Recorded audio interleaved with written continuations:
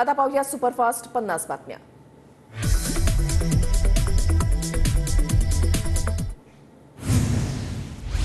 लोकसभा निवडणुकीच्या तारखांची आज घोषणा। निवडणूक आयोग दुपारी 3 वाजता वेळापत्रक जाहीर करणार। निवडणुकीच्या घोषणेनंतर देशभरात आचारसंहिता लागू होणार। देशभरात 6 ते 7 टप्प्यामध्ये लोकसभा निवडणूक होण्याची शक्यता, तर महाराष्ट्रामध्ये 3 ते 4 टप्प्यामध्ये निवडणूक होण्याचा अंदाज। राजकीय पक्षांना प्रचारासाठी एकच महिना वेळ मिळणार। 18 एप्रिलला पहिला टप्पा, तर मेच्या शेवटच्या आठवड्यामध्ये निकाल जाहीर होण्याची शक्यता। महाविकास आघाडीमधील 42 जागांचं वाटप निश्चित। 6 जागांवरील चर्चा अंतिम टप्प्यात, सूत्रांची माहिती। 17 मार्च नंतर मवियाचं जागा वाटप जाहीर होण्याची शक्यता, तर वंचितबाबतही रणनीती ठरल्याची माहिती। सह्याद्री अतिथीगृह इथे आज राज्य मंत्रिमंडळाची बैठक। लोकसभा निवडणुकीची आचारसंहिता लागण्यापूर्वी राज्य मंत्रिमंडळाची बैठक पार पडणार। अनेक निर्णय होण्याची शक्यता। राहुल गांधींच्या शिवतीर्थवरील सभेसाठी जर जारी। उद्या राहुल गांधींची शिवाजी पार्कवर सभा। भारत जोडो न्याययात्रेची शिवतीर्थवर सांगता सभा होणार। भारत जोडो न्याययात्रेच्या मुंबईमधल्या सांगता सभेमध्ये इंडिया आघाडीची एकजूट दिसणार। उद्याच्या सभेमध्ये उद्धव ठाकरे, शरद पवार, अखिलेश यादव, तेजस्वी यादव यांच्यासह 15हून अधिक मित्र पक्षांचे प्रमुख उपस्थित राहणार। विजय शिवतारे दौरा अर्धवट सोडून पुण्यामध्ये परतले। अचानक तब्येत बिघडल्यामुळे पुण्यामधील रुबी हॉलमध्ये उपचारासाठी दाखल। दीपक केसरकर आणि खासदार राहुल शेवाळेंनी पुण्यामधल्या रुबी हॉल क्लिनिकमध्ये घेतली विजय शिवतारेंची भेट। शिवतारेंची प्रकृती ठीक नसल्याची केसरकरांची माहिती, तर राजकीय चर्चा झाली नसल्याची केसरकरांची प्रतिक्रिया। मात्र शिवतारे अपक्ष निवडणूक लढण्यावर ठाम, सूत्रांची माहिती। वसंत मोरेंनी घेतली संजय राऊतांची भेट। सामना कार्यालयामध्ये मोरेंची राऊतांसोबत चर्चा, तर पुण्यामध्ये वॉशिंग मशीन नको, वसंत मोरेंची प्रतिक्रिया। रश्मी ठाकरे आज मीरा भाईंदर दौऱ्यावर। संध्याकाळी 5 वाजता महिला मेळाव्याला उपस्थित राहणार। अमरावतीमध्ये आज आमदार रवी राणा यांच्या युवा स्वाभिमान पक्षाचा कार्यकर्ता आणि पदाधिकारी मेळावा। खासदार नवनीत राणांच्या राजकीय वाटचालीसंदर्भात मेळाव्यात निर्णय होण्याची शक्यता। अमरावतीमध्ये उमेदवार जाहीर करण्याआधीच आनंद अडसुळांचा प्रचार सुरू। धनुष्यबाण चिन्ह आणि माहितीच्या नेत्यांचे फोटो लावून अडसुळांचा प्रचार। अमरावतीची जागा लढण्यास अडसूळ इच्छुक। अमरावतीनंतर राजापेठ चौकामध्ये नवनीत राणांच्या विरोधात बॅनरबाजी। मोदीजी आपसे बैर नहीं, राणा तेरी खैर नहीं, मी अमरावतीकर। नवनीत राणांविरोधात अज्ञाताची बॅनरबाजी। बारामतीच्या लाटे गावाजवळ झळकले शरद पवारांचे बॅनर। आम्ही सदैव पवार साहेबांसोबत, अशा आशयाचे बॅनर। बाप तो बाप होता है बॅनरवर उल्लेख। कराळे मास्तरांनी घेतली शरद पवार आणि जयंत पाटलांची भेट। कराळे मास्तर वर्धातून लढण्यास इच्छुक, पवारांकडे उमेदवारी मागितली। कोल्हापूरचे शिवसेना खासदार संजय मंडलिक बंडाच्या तयारीमध्ये असल्याची चर्चा। मंडलिक गटाचा कोल्हापूरमध्ये मेळावा। उमेदवारी मिळाली नाही तर अपक्ष लढा, कार्यकर्त्यांचा आग्रह। कोल्हापूरमध्ये शाहू महाराजांच्या प्रचारासाठी संभाजीराजे मैदानात। संभाजीराजेंकडून कोल्हापूरमधल्या आजरा, चंदगडमध्ये भेटीगाठी। शाहू महाराजांच्या उमेदवारीच्या अधिकृत घोषणेआधीच प्रचार।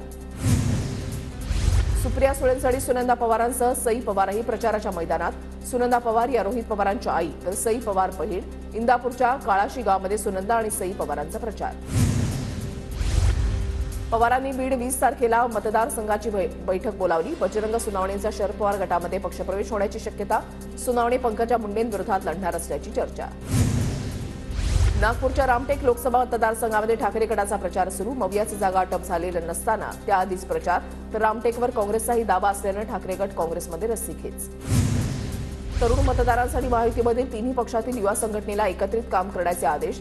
शिंदे गटाचे युवा सेना सचिव दीपेश म्हात्रे यांची माहिती। परभणीमध्ये लोकसभेच्या अनुषंगानं महाविकास आघाडीच्या मेळाव्यातून शक्तीप्रदर्शन। ठाकरे गट, काँग्रेस आणि राष्ट्रवादीचे नेते पदाधिकारी मेळाव्याला उपस्थित। महायुतीकडून परभणीमध्ये कार्यकर्ता मेळावा। लोकसभेचे प्रबळ दावेदार भाजप नेते रामप्रसाद बोर्डीकर आणि अजितदादांच्या राष्ट्रवादीचे राजेश विटेकर यांची उपस्थिती। मेळाव्यामध्ये कार्यकर्त्यांना मार्गदर्शन। परभणीच्या गंगाखेडमध्ये राष्ट्रीय समाज पक्षामध्ये मेगा भरती। 46 गावचे सरपंच, उपसरपंच यांचा आमदार गुट्टेंच्या उपस्थितीमध्ये रासपमध्ये प्रवेश। आजपासून विदर्भातील विविध जिल्ह्यांसाठी पुढील 3 दिवस येलो अलर्ट। मेघगर्जना, विजांच्या कडकडाटासह हलक्या ते मध्यम स्वरूपाचा पाऊस, पुणे हवामान खात्याचा अंदाज।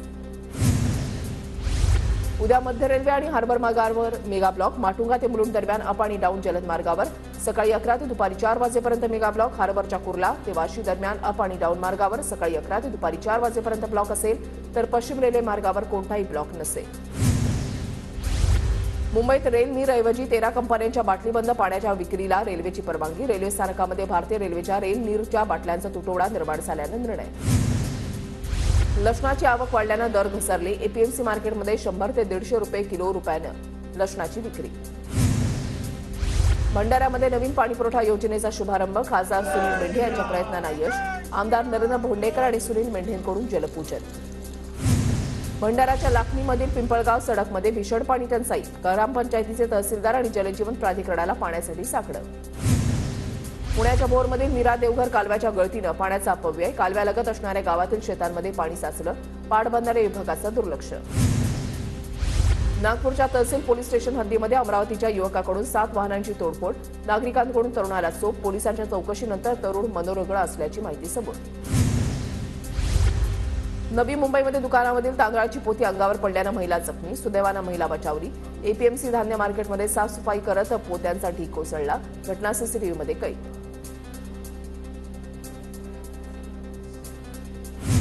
एसटी बसमध्ये प्रवाशांच्या जीवाशी खेळ सुरू. जळगावच्या दिशेने जाणाऱ्या एसटी बसचं स्टेअरिंग मद्यधुंद चालकाच्या हाती. बस चालकाला पोलिसांनी ताब्यात घेतलं. यवतमाळमध्ये पीक विमा कंपनीच्या कर्मचाऱ्यांना मनसेकडून चोप. शेतकऱ्यांकडून पैसे घेऊन पीक विम्याच्या मोबदला दिला जात असल्याचा मनसेचा आरोप. पीएमटीमध्ये सवलतीचे तिकीट देताना वाहकांची तारांबळ. महिलांना 50% सवलत आणि ज्येष्ठ नागरिकांना मोफत तिकीट देण्याच्या योजनेमध्ये पहिल्या दिवशीच गर्दीमध्ये कर्मचाऱ्यांची त्रिधा उडाली. केडीएमटीच्या बसमधून आता ज्येष्ठ नागरिकांना मोफत प्रवास आणि महिलांना 50% तिकीट सवलत. निवडणुकीच्या पार्श्वभूमीवर प्रशासनाचा निर्णय.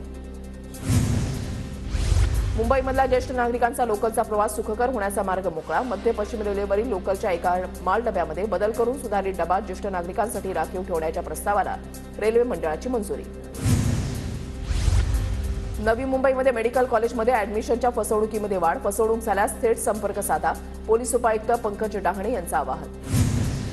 मुंबईमध्ये पुन्हा पाणी कपात. 24 एप्रिलपर्यंत मुंबईसह उपनगरामध्ये 5% पाणी कपात. भंडाऱ्यामध्ये तब्बल 200हून अधिक विकास कामांचं उपमुख्यमंत्री देवेंद्र फडणवीस यांच्या हस्ते भूमिपूजन. जिल्हाधिकारी कार्यालयामधून ऑनलाईन प्रणालीद्वारे उद्घाटन. पुण्यामध्ये पिंपरी महापालिकेचा कारभार आता पेपरलेस होणार. आयुक्त शेखर सिंह यांच्या हस्ते जीएसआय सक्षम ईआरपी प्रणालीचं अनावरण. कार्यप्रणालीनुसार पालिकेच्या विविध 35 विभागांचं कामकाज ऑनलाईन चालणार. अनेक महिने बंद असलेली स्वारगेट ते गुंजवणे राजगड पायाथा एसटी सेवा पुन्हा सुरू होणार. वारंवार केलेल्या पाठपुराव्याला यश. ग्रामस्थांसह विद्यार्थ्यांना दिलासा. अकोल्यामधल्या सीताबाई महाविद्यालयाच्या राज्यशास्त्राच्या विद्यार्थ्यांनी जिल्हाधिकारी कार्यालयाला भेट दिली. कार्यालयामधील कामकाज आणि कार्यपद्धती जाणून घेतल्यानंतर जिल्हाधिकारी कुंभार यांनी विद्यार्थ्यांशी संवाद साधला. पनवेल शहरावर 1300 सीसीटीव्ही कॅमेऱ्यांची नजर. पालिकेकडून कॅमेरा नियंत्रण कक्षासाठी तब्बल 120 कोटींचा निधी.